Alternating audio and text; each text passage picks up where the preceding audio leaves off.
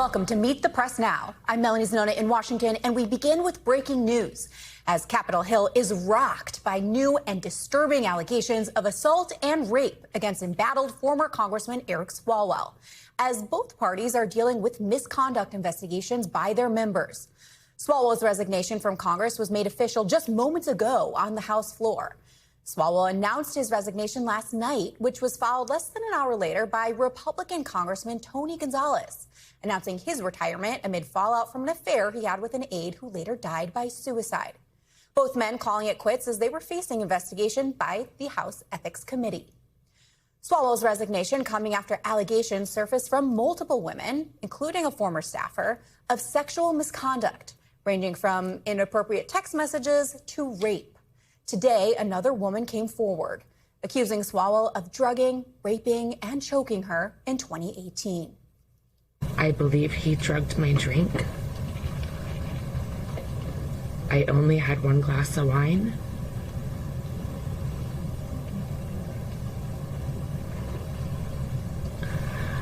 We were supposed to go to a political event, and he said he needed to get paperwork from his hotel room. When I arrived at his hotel room, I was already incapacitated and I couldn't move my arms or my body. He raped me and he choked me. And while he was choking me, I lost consciousness. And I thought I died. Swalwell's attorney just releasing a statement saying, in part, Congressman Eric Swalwell categorically and unequivocally denies each and every allegation of sexual misconduct and assault that has been leveled against him. These accusations are false, fabricated, and deeply offensive. A calculated and transparent political hit job designed to destroy the reputation of a man who has spent 20 years in public service. We should note that Swalwell did apologize for what he called mistakes in judgment in his resignation announcement. House Speaker Mike Johnson and Minority Leader Hakeem Jeffries today both responding to Swalwell's decision to leave office. Can we get your reaction to the decision by Gonzales and Swalwell to resign? Do you believe they made the right decision? I do. I mean, my views have been made known about the terrible allegations that were made, and obviously the facts that they both admitted to, and I think it was the appropriate thing. Did you push Swalwell to resign? Member conversations that I've had will remain private. Why did you call for him publicly to resign given these allegations? He's made the right decision. The allegations against Swalwell, who was a 2020 presidential candidate, a Trump impeachment manager, and until this weekend, a top candidate for governor in California, have rattled others on Capitol Hill. That includes Senator Ruben Gallego, who was close friends with Swalwell and chaired his 2020 presidential campaign. Gallego today responding to questions about what he knew and when. Eric Swalwell lied to all of us. He lied to the most powerful people in this country. And they trusted him. They trusted him with some of the most sensitive spots in our government, whether it was on Judiciary Committee, Intel Committee, impeaching Donald Trump. And that clouded my judgment, my friendship with him. Our family's friendship together with him clouded my judgment. And I was wrong. I deeply, deeply regret that. I also had no knowledge of predatory behavior, sexual assault, or harassment. NBC News Chief Capitol Hill correspondent Ryan Nobles joins me now, along with NBC's Camila Bernal in Los Angeles and NBC News legal analyst Misty Maris. Ryan, I do want to start with you over on Capitol Hill. It's just been quite a stunning a few days over on Capitol Hill. Let's start with Eric Swalwell, though, and his resignation. What specifically led to his decision to step down? Walk us through all of that. It just became just a mountain of accusations against him and an unbelievable pressure campaign that just seemed to be too much for Swalwell to handle. And there was a very concerted effort here, one that I think was real, to pair the beginning of an ethics investigation with a potential expulsion resolution. Now, there was always the chance that that expulsion resolution may have been tabled pending the results of that ethics investigation. But it seemed as though, especially given the fact that there was also a Republican expulsion mention, a potential expulsion resolution connected to a Republican, Tony Gonzales, that you could pair with it, that there might have been enough support for that expulsion measure just to go through. And it became clear that Swalwell just did not want to deal with that anymore. So instead of going through that whole process, especially given the fact that he was not coming back to his congressional seat under any circumstance at the end of this term, Swalwell just decided to end everything today, effectively ending that congressional ethics investigation, but certainly not ending the legal trouble he is now facing. Yeah, no doubt. Ryan, the allegations against him seem to be impacting some of his fellow Democrats, specifically those who have been close to him. What can you tell us? You know, Melanie, up until about the middle of last week, there were many Democrats that were still rushing to the defense of Eric Swalwell. You'll remember that there was a social media influencer campaign that for weeks, maybe even months, had been floating the idea of these rumors connected to Swalwell and his misconduct. But they had yet to reveal any specific information. During that period of time, many of his fellow Democrats rushed to his defense, including Arizona Senator Ruben Gallego. Well, today, Gallego, actually, after calling for him to be expelled right before Swalwell resigned, said over and over again in a very tense 40-minute press conference that he had been lied to by Eric Swalwell, and even admitted that Swalwell's misdeeds, because of their close connection, could impact his political future. Listen to this back and forth with our Julie Sirkin. Congressman, you have future political ambitions. How can people trust you to run for higher office if you didn't know that your best friend was engaging in even inappropriate behavior? Look, I messed up. I'm human. I trusted this man. I trusted him to watch my children. I would watch his children. He knew that I had just gone through the most bruising campaign where I was accused of being a mule for the cartel, where my kids were subjected to TV commercials about what an awful human being I was. And he knew how to prey on that. And I was a loyal friend to someone that just was not loyal to me. Of course, Gallego has flirted with the idea of even running for president in 2028. He's visited some of the early states. He doesn't bat down the speculation surrounding it.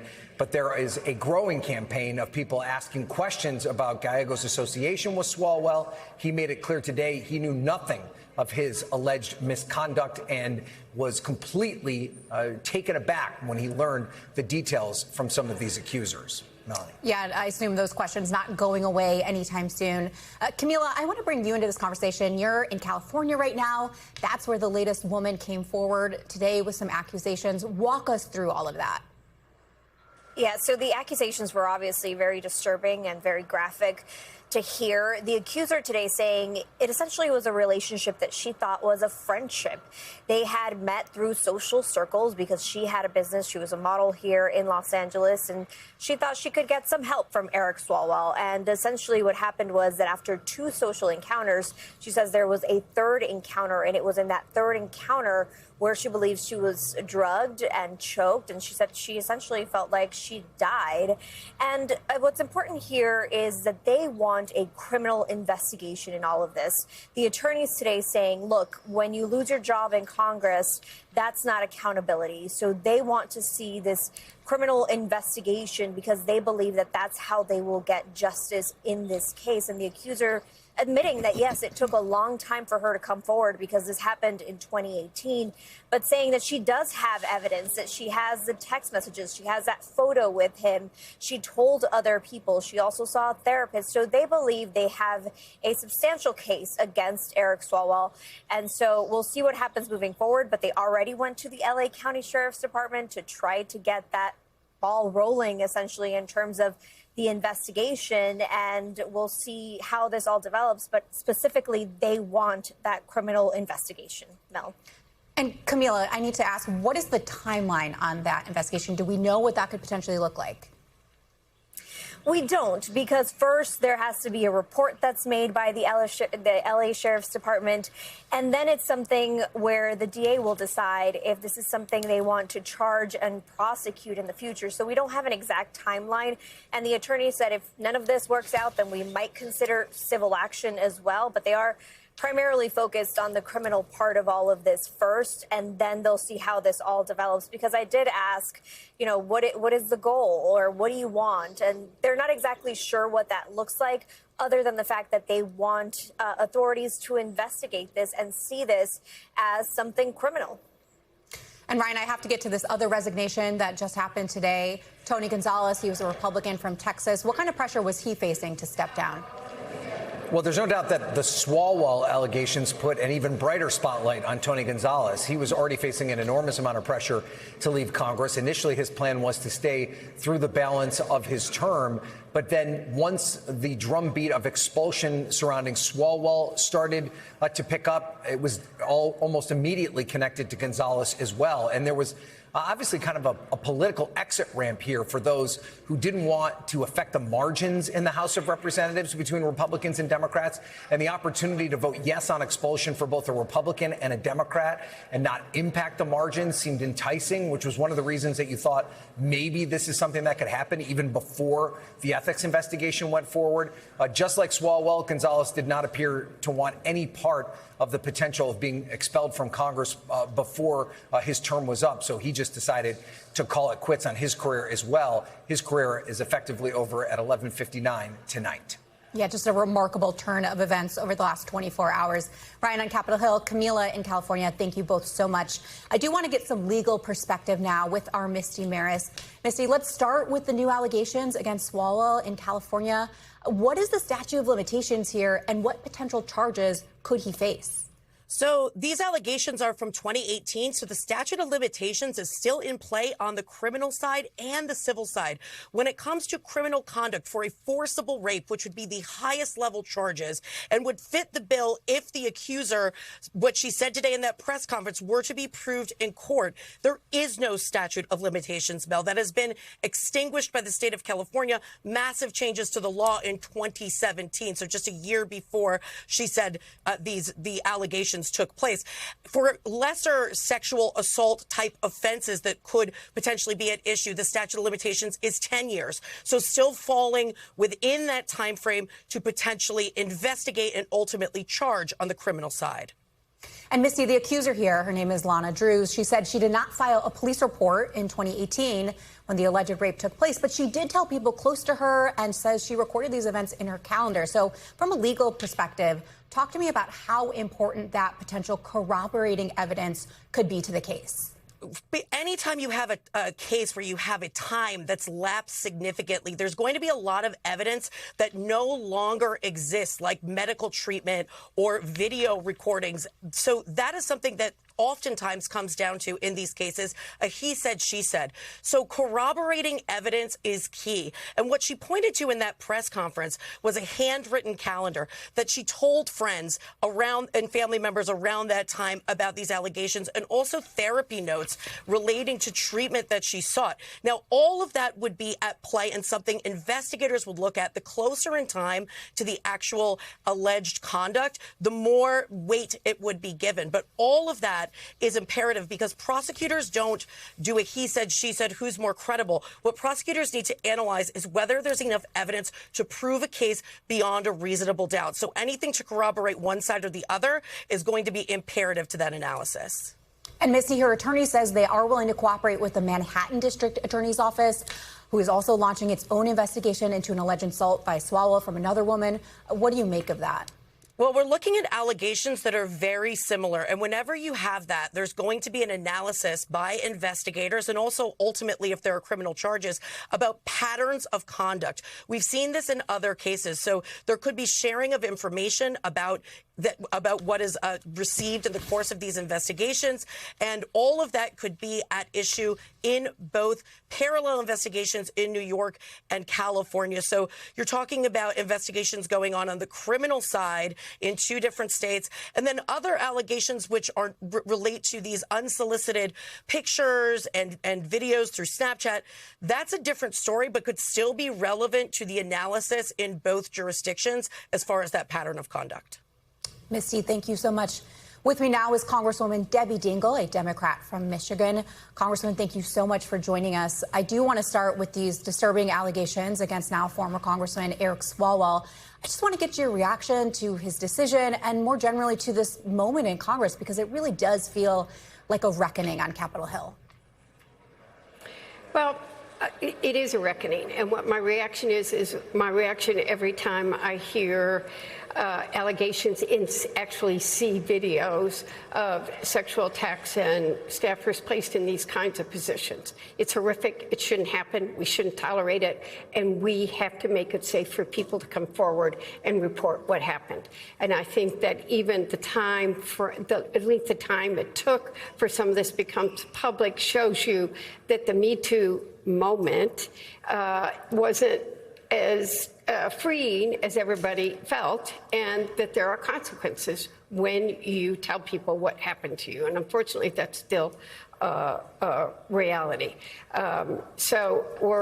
I'm glad that he had enough sense to resign, so we didn't have to put the House through this, and that Tony Gonzales should have resigned when he admitted to having an affair with the staffer who committed suicide by lighting herself on fire. Republicans should have done what Democrats do, show the colleague, the member, that they will not tolerate this behavior.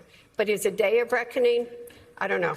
I've been living through a lot of things. I'm not old, but I'm seasoned. I have many of my own stories where you would never have dared come forward, and even when I asked for help, was told deal with it or leave.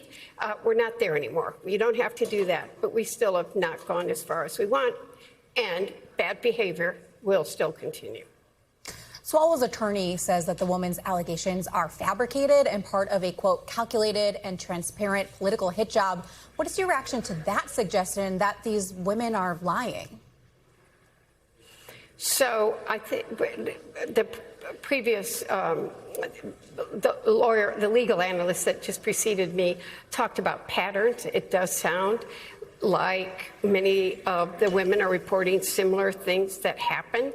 I do believe in due process, so that matters. But the congressman himself is admitting to mistakes that he made. People need to understand that when you are in an institution like this, you live in a fishbowl, and that you have to live up to a higher standard. And somehow he put himself in a place to be that people have made these allegations. Now, I want to be clear. I never heard anything, or I would have gone and confronted him when I did it. But I'm now hearing from probably more men than women that there were rumors out there for a while. So, you know, people are entitled to due process, but I also think nobody has to put up with it, and women are too scared to come forward. I know you say you haven't heard the rumors, but do you believe that the Democratic leadership had zero idea about any of this, given that you said there have been rumors circulating for quite a while about him? But, you know, you would really be surprised at how everybody thinks that we all hear everything. But if you're somebody, I don't go out at night. I don't, since my husband died, I'm never dating again. I don't want to have any. So I work. I go to events and I work. I think that there are a group of people that do talk to each other at night, try to help relax, have social lives. But I do believe leadership hadn't heard about it, because I know them, and I think if they had, they would have confronted it. And the one person I know, if she had heard it, would have decimated him, and that's Nancy Pelosi. I do want to turn to the ongoing shutdown of the Department of Homeland Security. Congressional Republicans are working to fund the department without Democratic votes. Do you think Democrats need to reconsider some concessions in order to not leave the shutdown empty-handed? Look, I'm going to tell you this point blank. We need guardrails for ICE, and it is inexcusable that the Republicans are still playing games and that TSA is not being funded. Proposals have been put out there. The Senate has voted on them that would fund the TSA, the Coast Guard, FEMA, which need to be done. And Republicans are trying to put the blame on us. I think the American people think ICE needs guardrails. And when I went through TSA this morning to come back here, they all talked to me. They are hurting. They are scared. Yes, they got partial payments. They're owed back pay. One of the this TSA agent said to me today, I can't afford my school loans. I mean, we're organizing food banks. This is inexcusable. We shouldn't have been out. We should have been here for the last 2 weeks, and we need to figure out how we're going to get people that keep us safe paid, period. And that's their responsibility as well as ours, but we also need guardrails on ICE. You know, Republicans are talking about funding ICE and CBP and the broader agency now for 3 years through reconciliation. That would mean no Democratic input for the rest of this Trump administration. Could that not be a worse outcome than if Democrats had come to the table on a compromise?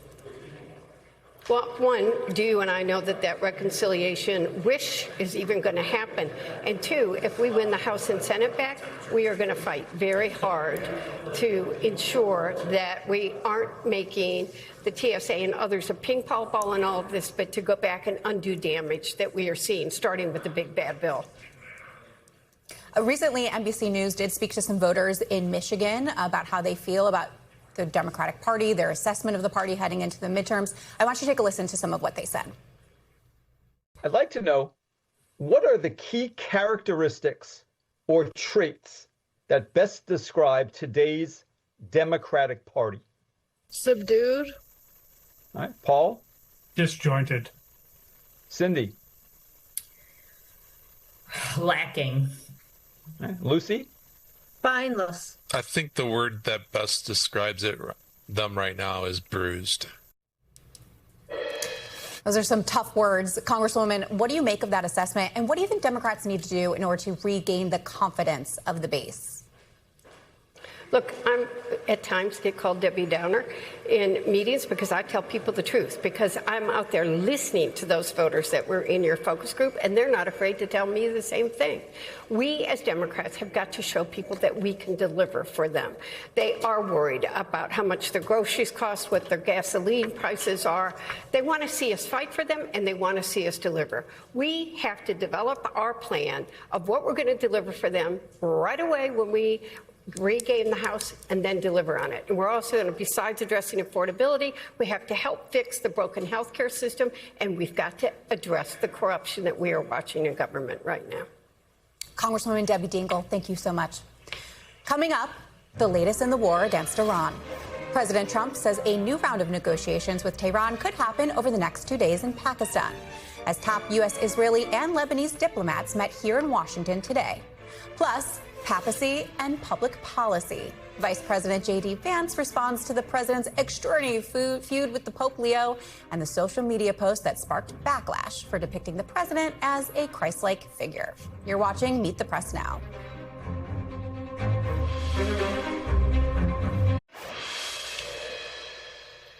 Welcome back. Turning now to the war with Iran, with the ceasefire deal between Washington and Tehran set to expire a week from today. With the clock ticking, a new round of in-person talks between the U.S. and Iran could be held as early as this week. That, according to two people familiar with the ongoing negotiations. President Trump also telling the New York Post that talks could happen over the next 2 days. Sources tell NBC News that opening the Strait of Hormuz remains a major sticking point in negotiations, and that during talks over the weekend, the U.S. asked for a 20-year suspension of Iran's uranium enrichment. But Iranian officials would only agree to a 3 to 5 year suspension. Meanwhile, here in Washington, Secretary of State Marco Rubio hosted direct talks between Israeli and Lebanese officials, their first in decades, as Israel continues to strike targets in Lebanon tied to Iran's proxy, Hezbollah. Secretary Rubio saying that the talks today are more than just about a ceasefire between the two sides.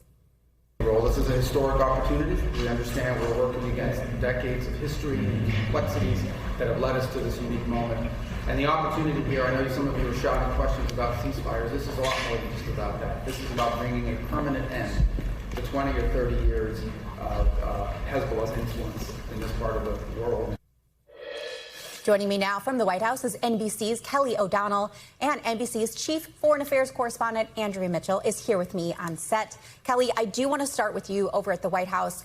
What more do we know about the next talks between the U.S. and Iran and the Trump administration's demands in this negotiation? Well, as you outlined, Mel, there is a new timeline that the president and his team are talking about, and it gives us a sense of the urgency that they feel to keep conversation happening.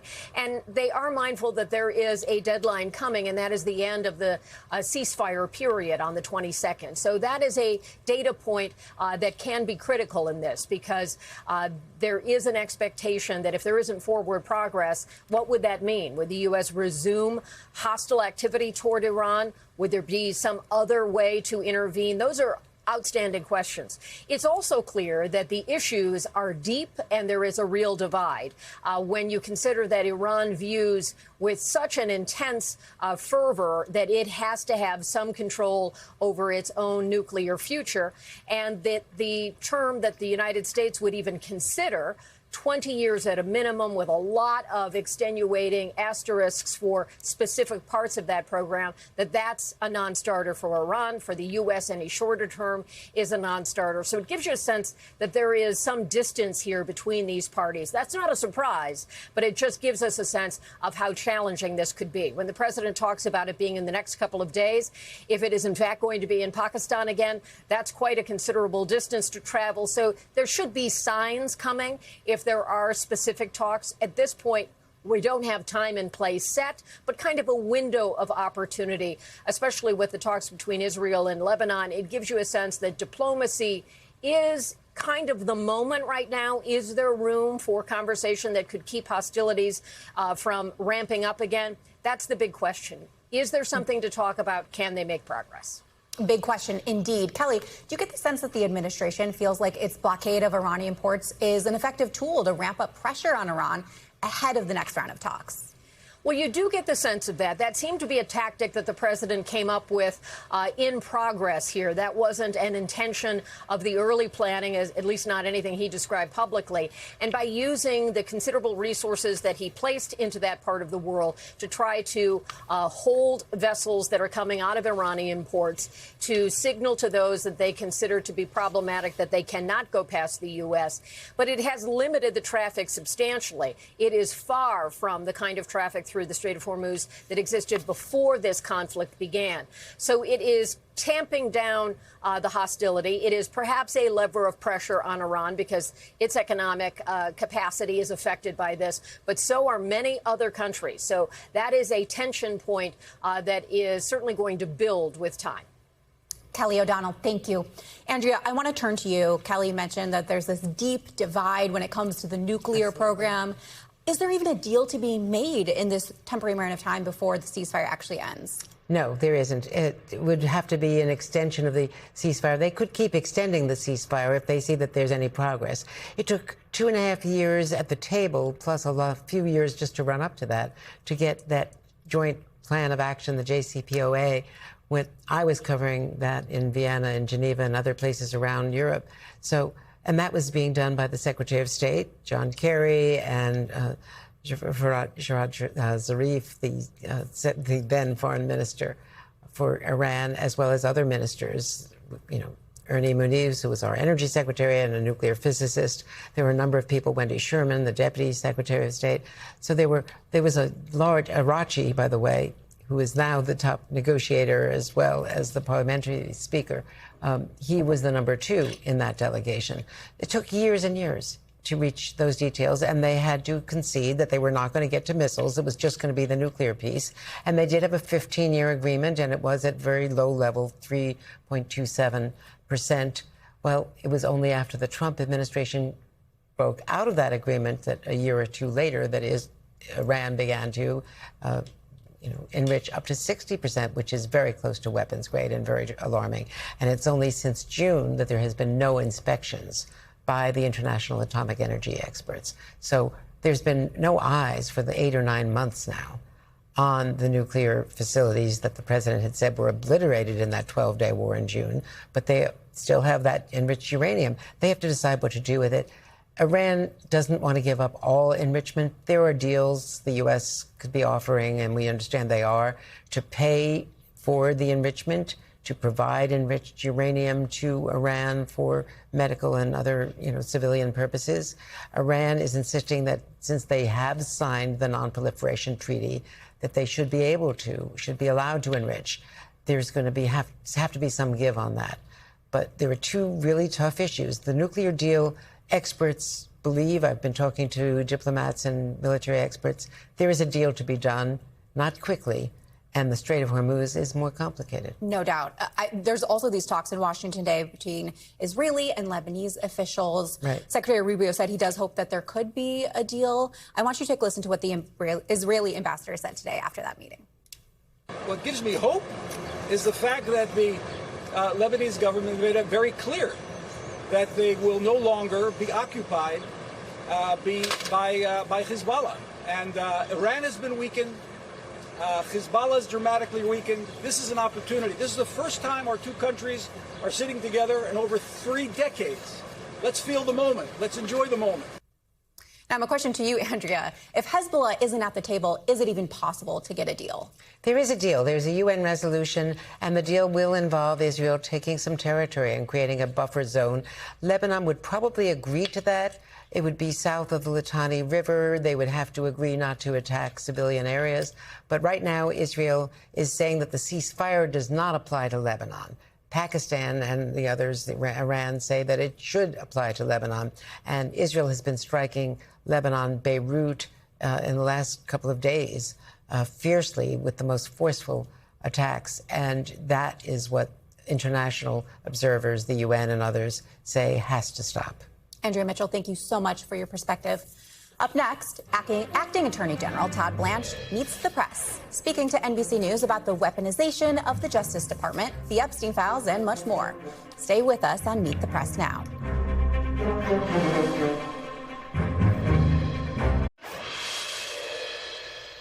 Welcome back. The Department of Justice released its first so-called weaponization report today, alleging federal prosecutors and the Biden DOJ worked closely with outside groups that tracked anti-abortion protesters. Ahead of the release of that report, at least 4 DOJ employees were fired, according to a person familiar with the firings.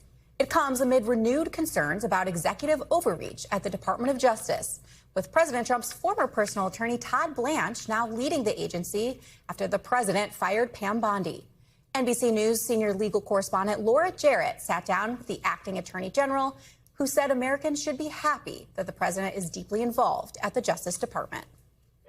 Is the president calling the shots, or is the acting attorney general calling the shots at headquarters? Well, I suppose I would ask you to define calling the shots, because the president is we can read Article 2 together of the Constitution. It puts the power of the executive in one man, and that's the president of the United States. So he is my boss, and every president is the attorney general's boss from the time the Constitution was enacted and the time that an attorney general was selected. And so who is calling the shots? I mean, I think everybody in this country knows and has known for 250 years that the president of the United States, when it comes to the executive, calls the shots. You talk about success, but some of the cases, at least in the most controversial cases, the ones that get the headlines, the one that the president appears to care very deeply about, the record has been tough.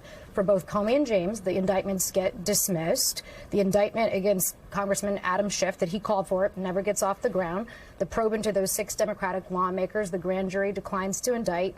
A judge in D.C. tosses out a subpoena for Federal Reserve Chair Jerome Powell. That's bad news for the department, no? Well, not bad news for the department. It means that we're working hard. I mean, look, for one, some of those indictments were dismissed on procedural grounds because of the judge found the U.S. attorney wasn't properly in place. So that's not a finding, a factual finding of whether there was probable cause. A grand jury returned indictments in those cases. Some of the investigations you spoke about are just that. They're investigations, and the fact that the media picked up on them and drove a narrative, for one, it's not necessarily true, and for two, it's their investigations. Joining me now is NBC News senior legal correspondent Laura Jarrett. Laura, thank you so much. That was just an incredible interview, an important interview. What else did you hear from the acting attorney general, and what were some of the other major headlines? Hey, Mel, it was a wide-ranging interview. We sat down for about 30 minutes and covered quite a bit of ground just in terms of how is he thinking about his role. Remember, this is somebody who worked quite hard on behalf of the president, then running for office when he was indicted 4 different times. Todd Blanche in private practice at that point, representing him here in the hush money case in New York. And now he is occupying potentially the highest position at the Justice Department. And I asked him about that and asked him to really sort of drill down at how are you thinking about this role, right? The president's face is plastered on the Justice Department's walls right now, Mel, right?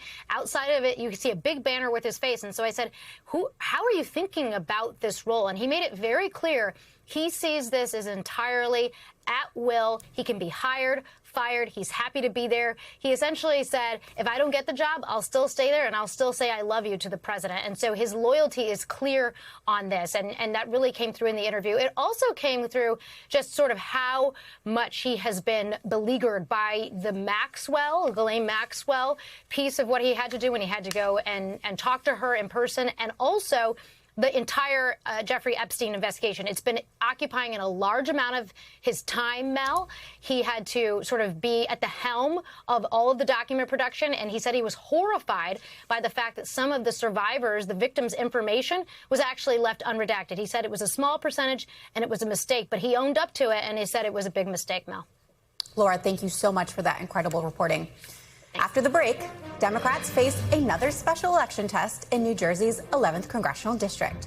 Steve Kornacki is at the big board breaking down what to watch for and what the results could mean for November's midterms.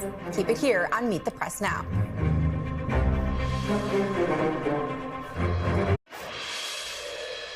Welcome back. Voters in New Jersey's 11th district are about to head to the polls on Thursday for a special election in the race to replace now Governor Mikey Sherrill. Progressive Ana Lilia Mejia, who won a closely contested Democratic primary earlier this year, will face Republican Joe Hathaway, as Democrats hope to continue their trend of overperforming in special elections this year. Joining me now with more from the big board is NBC Chief Data Analyst Steve Kornacki. Steve, talk to us about this overperformance trend and how significantly would Mejia need to win in order to add to it?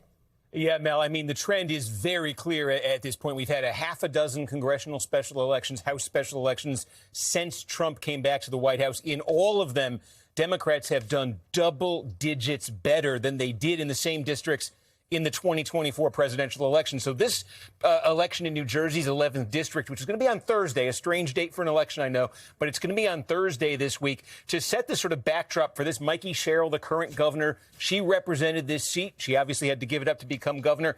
It's a Democratic-friendly district. In 2024, Kamala Harris, the Democratic candidate for president, won this district by 9 points. Now, Mejia, the Democrat, is pretty far to the left, endorsed by AOC, Bernie Sanders. She's running against this her Republican opponent here. He is a suburban mayor in Morris County. In a neutral political environment, nominating a candidate as far to the left as Mejia might really be sort of testing the limits of a district like this for Democrats. But that's where these overperformances that we're talking about come in. So keep that in mind here. A 9-point win in this district for Kamala Harris in 2024. These are the other special elections that we have seen now to the House since Trump came back to the White House. And I mean, look at this here. It started. This is in April of last year, right? This is in a district in Florida, a district that had voted for Trump by 37 points in 2024.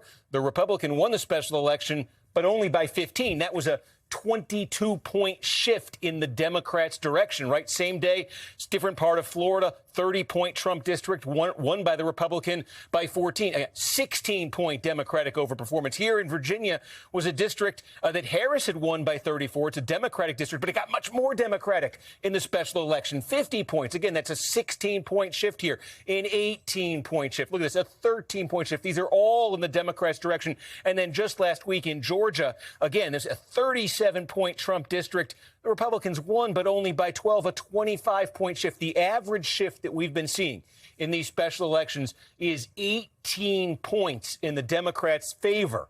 So, again, the backdrop for this election here in New Jersey, you're talking about 9. That's what the Democrats won it by in 2024. The average shift has been 18. If this form holds on Thursday, the way we've seen in every other race, it's going to be an absolute blowout for the Democrats. Now, the question is, does that mean something for November? What Republicans will say and Democrats to a point will agree on, is that at least some of this, a good part of this, is a result of a turnout disparity between the two parties. The Democratic base much more motivated to get out there and vote in any and every election right now than the Republican base. So in a lower turnout special election, that can sort of exaggerate the effects there, make these things look extra good for Democrats. But I think what Republicans have to worry about is this. This was Trump's first term. This was House special elections in 2017 and 2018, leading into that 2018 midterm. We saw something similar back then, right? I mean, these were, for example, it's going back to 2017, 9 years ago. Here was a district that Trump won by 27 points in the 2016 election. In the special election, the Republicans only won it by you were seeing, there were a couple exceptions here, but you were seeing similar shifts back then. And, of course, what did that produce in 2018? That was the blue wave midterm. Democrats gained 40 seats, and they won the House. Wow, fascinating stuff, Steve. Thank you, as always. And we'll be right back with more Meet the Press Now. Stay with us.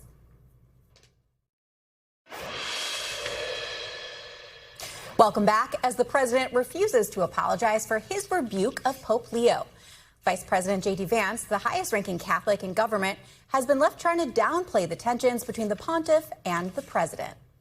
We can respect the Pope. We certainly have a good relationship with the Vatican, but we're also going to disagree on substantive questions from time to time. I think that's a totally reasonable thing. It isn't particularly newsworthy. I certainly think that in some cases, it would be best for the Vatican to stick to matters of morality, to stick to matters of what's going on in the Catholic Church, and let the President of the United States stick to dictating American public policy. Meanwhile, on Capitol Hill, some Catholic Republicans urged the president to use more caution with his rhetoric. It's never really a good look for politicians to cross swords with popes. Very seldom ends well. I found the president's comments to be offensive, and he needs to stop treating the Pope as if he were a political rival in America. Joining me now is our all-star panel, Tia Mitchell, Washington bureau chief for the Atlanta Journal-Constitution, Adrian Elrod, former senior advisor to the Harris-Walz campaign, and Sarah Chamberlain, president and CEO of the Republican Main Street Partnership. Ladies, thank you so much for joining me today. Tia, I do want to start with you, and we got to start with this Pope drama. Trump is continuing to dig in. Today, he attacked the Italian prime minister. What do you make of that? Is there a strategy here, or do you think this is just classic Trump? Yeah, I think it's classic Trump going after a perceived enemy, going after someone he believes was undermining his message on the war. But I thought was interesting in that clip you just showed of the vice president where he said, you know, the Pope should stick to issues of morality. Well, the decision of whether to go to war, put human lives at risk, possibly cost, have loss of life is a question of morality. And most presidents have expressed struggling with that very thing. So I don't think it's, it's not outside of the bounds of what you would expect a modern day Pope to weigh in on. I think usually the president lets the Pope have his opinion and moves on. We just don't have that type of president right now. Now, he did delete a post that he initially posted depicting himself as Jesus, perhaps an acknowledgement that that was in poor taste. But he said he thought he was a doctor in the photo. He said he didn't think it was depicting him as Christ. Sarah, do you buy that? No, nobody thinks he was a doctor. I'm sorry. I'm the Republican here and I have to, but no. He tried to be Jesus Christ, which is why it is now removed. And I understand there was a little bit of a meltdown in the White House when he did it. He's removed, and they're hoping to move on from that picture. Did you hear from people in the White House that there was a meltdown? I did. What did they say? Just that they didn't know he had done it, and they were just they were not happy. A lot of the members of Congress weren't happy. Yeah. A lot of the MAGA people were not happy. I mean, there's a lot of Catholics who support the president, and we don't need him pretending he's Jesus Christ. I mean, well, on that note, he did get a lot of Catholic supporters. Do you think that could hurt his standing, erode some of his supporters with some Republicans who came out to vote for him? Absolutely. There are a lot of Republicans who are Catholics, and that's a bit offensive. So we're glad he took it down, and we're hoping he moves on from that picture. And Adrian, something else that was notable was Riley Gaines. She's a conservative commentator. She came out against this, only for the president to then say he wasn't a fan of her. But then she said she's going to still support him. So should Democrats sort of temper their expectation here in terms of how this is going to impact the base? I think we just have to look at the overall picture here. I mean, these are self-inflicted wounds that President Trump is doing. He didn't have to tweet this picture. He didn't have to go after the Pope. And to the point that you made, I mean, I think it's something like 55 to 60% of Catholics voted for Trump. I mean, I'm not sure if that's accurate, but that's what I've read in a couple of things. It's like he's trying to lose the midterms. It's like he's trying to ensure that either J.D. Vance or Marco Rubio whoever he appoints or endorses is not going to become president in 2028. These are all self-inflicted wounds. And, I go back to I was on Hillary Clinton's campaign from start to finish in 2016. I was on President Biden's campaign in 2020. We warned Americans he is unhinged. He does not have the temperament to be president. It's something we've been saying for a long time. And you're seeing this play out time and time again in real life. He does go after, going after the Pope and trying to perceive him as a domestic political enemy. I mean, this is probably the only time I'm going to agree with Susan Collins.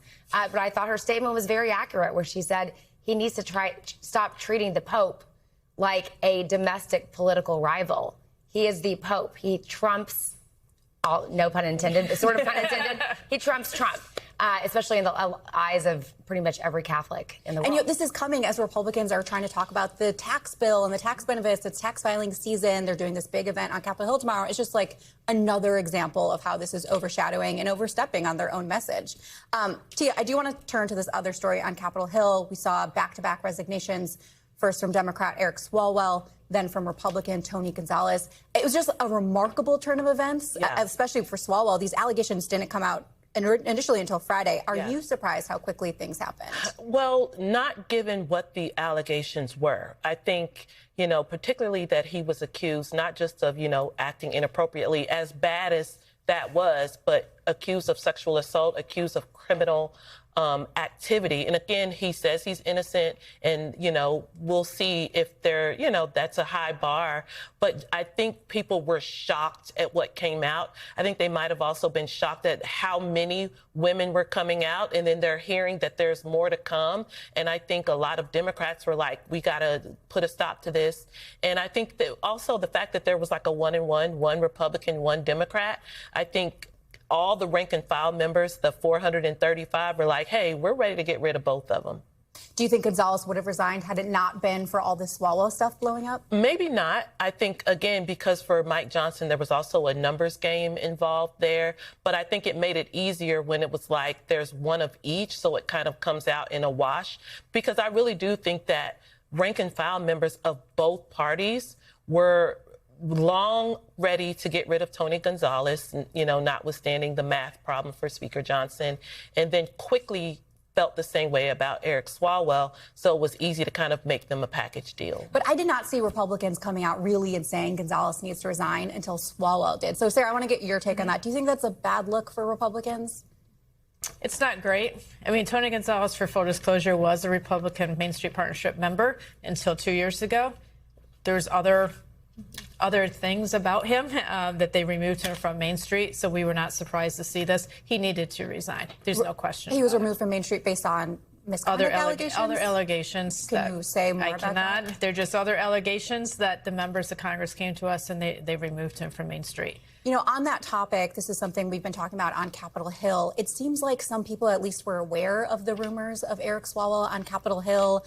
It was something that was whispered about in Democratic circles. Do you think there's more responsibility for Democratic colleagues to have come out or questioned Swalwell or done more to raise this as a potential issue? I mean, I don't know. I don't want to get into the heads of different members of Congress about what should and shouldn't have happened. But the bottom line is, I've known Eric Swalwell for a long time. I was absolutely shocked, along with a sea of many other people, to see these allegations come out. It's one thing to hear a rumor here or there about, something that is not, nearly as intense as what we have seen come out. The bottom line is this. People should just... If you're going to serve an elected, you're going to be a human being, first of all, but also if you're going to serve an elected office, keep it to yourself. Keep on the straight and narrow. Do not have relations with your staff. Do not, rape or sexually assault. It is disgusting. There's no place for it in politics. There's no place for it anywhere, but certainly not in politics. And this transcends political boundaries, whether you're a Democrat or Republican, independent, whatever party affiliation you are. We have no tolerance for this. And I do want to applaud Leader Pelosi, Leader Jeffries, a lot of the senior Democratic leadership for saying, absolutely no, Eric, you have to go. You need to resign. You need to not run for governor and ideally resign from Congress. And at least he did that. Do you think that Ruben Gallego, the senator from Arizona, who's really close to Swalwell, this could impact his 2028 political ambitions, given that he was so close to Swalwell? You know, it's hard to tell. He did come out pretty forcefully today in his own little press gaggle and, it's sort of confronted some of those issues head on. But look, here's the bottom line. This should be a warning to anyone. I don't care who is thinking about running for president, who's thinking about running for elected office. If you have any skeletons like this in your closet, don't do it, because people will find out, as they should. You will be investigated and you will be prosecuted to the fullest extent. And Tia, I want to ask you really quickly, do you see all of this as a sign that Congress is now more willing to police itself, or do you think this may have been just like a special case? I think it ebbs and flows with the times. I don't want to give them too much credit because we went through the Me Too movement and there was all this, energy about believing women and trusting women. And then, we've seen examples where that wasn't always the case. So today, this week, yes, there is progress. We'll see if it stands. Tia, thank you so much. Ladies, thank you so much.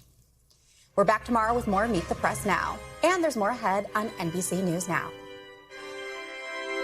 We thank you for watching, and remember, stay updated on breaking news and top stories on the NBC News app or watch live on our YouTube channel.